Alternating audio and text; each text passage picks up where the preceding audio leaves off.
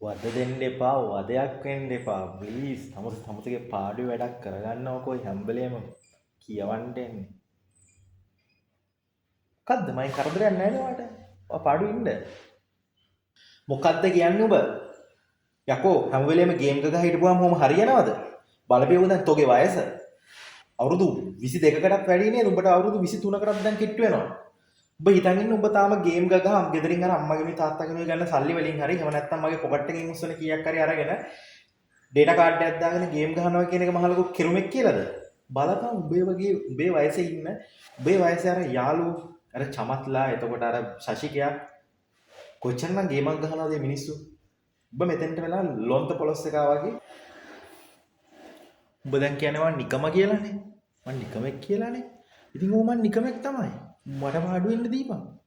උඹට ප්‍රශ්නයක් නැහැනේ. කොහොමද උඹනේ ගෙදර හොඳ පුතා? උඹනේ හොඳ පුතා. අම්මගේ තාත්තගේ දෙන්නගේම හොඳ පුතා උඹනේ. මම නරක එකානේ. ප්‍රශ්නයක් නැහැ.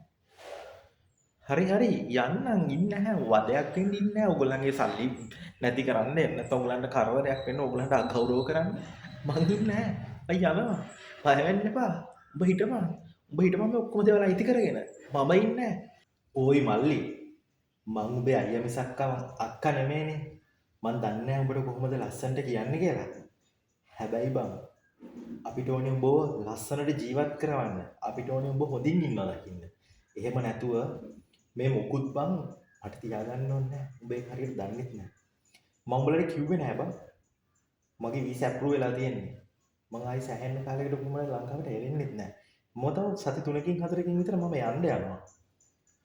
ගොඩක් කලාට මම එහෙ ස්ටේබල් වෙයි. එතන මම මෙහෙට ලොකුවට එන එකකුත් නැහැ. මේ ගෙවල් දොරවල් මේ මොකුත්ම මේ මට නෙමෙයි බං. මේ උඹට. හැබැයි උඹ හරියම රස්සාවක් කරන්නේ නැතුව එහෙම නැත්නම් උඹ හරියම බිස්නස් එකක්වත් කරන්නේ නැතුව උඹ නාස්ති නොත් එහෙම බං ඒක උඹටත් නැහැ. අම්මට අතරත් නැහැ. උඹ හිතාගෙන ඉන්නවා නම් එහෙම මේ දේවල්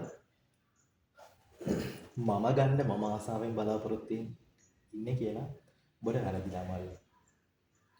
මම මේ ලංකාවේ කොහොම හරි සෙටල් වුණා නම් එහෙම මේ හැමදේම උඹටයි මටයි තමයි.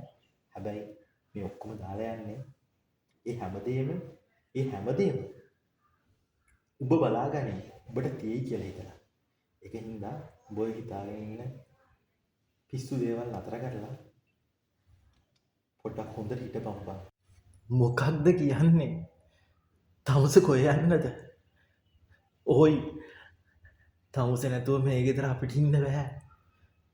තමුසේ හරියට මගේ දෙවනි තාත්තා වගේ. මම ගේම් ගහලා ආතල් එකේ ඉන්නවා තමයි. එහෙමයි කියලා මම රස්සාවක් කරන්නේ නැහැ. එහෙම නැත්තම් මං කුඩු ගහනවා. මං එහෙම කරන්න යන්නේ නැහැ අයියේ. තමුසලා හැමෝම මට ආදරෙන් සලකද්දි කොහොමද මං එහෙම කරන්නේ? තමුස ගියොත් එහෙම මට මොනවා වෙයිද දන්නේ නැහැ. ඕයි මට තනියෙන් මේ මොකුත්ම අයිති කරගන්න ඕනේ නැහැ. මම ගේම් ගහද්දි බහිනවට මට අරක කරන්න මේක කරන්න කියලා බනින්දි අප්සෙට් එකට මම මොන දේ කිව්වත් මට තමුස නැතුව බෑ. යන්න එපා ඕයි අපි මේ තියෙන දෙයක් කොහොම හරි කරගෙන ඉමු. අම්ස කියන විදිහටම මම රස්සාවක් හොයාගන්නම්. මම තව ටිකක් මගේ ස්ටඩීස් වැඩ ටික කරගන්න. කාටවත් කරදරයක් කරන්න නැතුව ඉන්න. යන්න එපා. ඔබ කවදාවත් මට මෙච්චර ආදරෙන් කතා කරලා නෑ මල්ලි. හැබැයි ඒත් උඹට මම යනවා කිව්වට පස්සේ ඔබට ඒක දැනුණා. ඒක තමයි සහෝදරකම.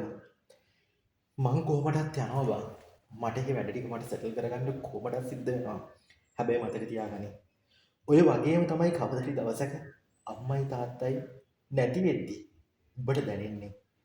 නැති වුණාට පස්සේ අඬලා දොඩලා වැළපිලා වැඩක් නැහැ. හැබැයි ඉන්නකම් ආදරෙන් සලකපන්. තමන්ගෙන් වෙන්න ඕනේ තියෙන යුතුයකම් ටික ඉෂ්ට කරපන්. එහෙම වුණොත් ඔබට අද වගේ දුක හිතෙන්නේ නැහැ. මොකද ඔබ මට ඊට කලින් ආදරෙන් හොඳට කතා කරා නම් අපි සහෝදරයෝ විදියට ආදරෙන් හොඳට එකට හිටියා නම් මම සමහර විට රට යන්න තීරණයක් ගැන හිතන්නේ නැති වෙයි බං. හැබැයි බේක මතක තියාගන්න. කවදා හරි දවසක අම්මා තාත්තා නැති වෙච්ච වෙලේ මිනි පෙට්ටිය බලාගෙන බොරුවට ඇඬුවට වැඩක් නැහැ.